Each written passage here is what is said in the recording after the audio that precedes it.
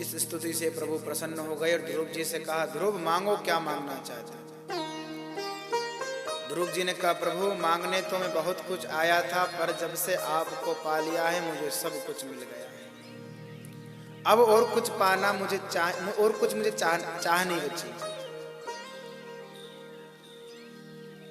अब तुमको पाने के बाद कोई चाह नहीं बची, अब तुम्हें क्या बताएं।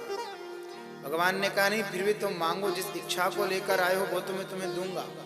ध्रुव जी ने कहा, सरकार मुझे कुछ भी नहीं चाहिए, आपके दर्शन ही मेरे लिए सब कुछ है। भगवान ने कहा, ऐसे नहीं मानोगे, जाओ हम तुम्हें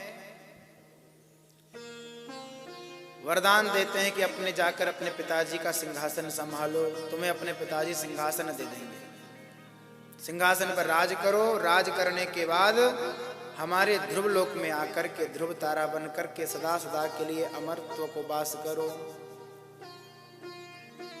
अब ध्रुव जी महाराज से ऐसा वरदान दे करके प्रभु अंतर ध्यान हो गए। अब ध्रुव जी महाराज घर की ओर चले। इधर जब घर वालों को पता चला कि ध्रुव ने ठाकुर जी को प्रकट करके नारायण का दर्शन करके वरदान प्राप्त कर लिया है, तो संपूर्ण राज्य में खुशी का माहौल हो गया। इधर पिता उत्तानपाद ने नगर को सजवा दिया और दिव्य स्वागत की तैयारियां करने लगे। इधर ध्रुव जी महाराज घर जाते जाते मन में बड़े पछताते, बताओ मैं कितना बड़ा मूर्ख हूं, मैंने परम पिता से क्या गद्दी मांग करके लेके आया, मुझे और कुछ मांगना था। ये तो ऐसा हो गया मानो मैं प्रधानमंत्री जी से मिलने गया और एक ट्राली भूसा मांग करके ले आया कि सरकार एक ट्राली गैया के लिए भूसा दे दो बस। हम तो ठाकुर जी के पास गए, जो चाहता मिल जाता, पर मैंने भी कहाँ भूसा मांग करके गद्दी मांग करके आया, मेरी भी बुद्धि कहाँ चली गई, मन में ऐसा बड़ा वो कर रहे हैं।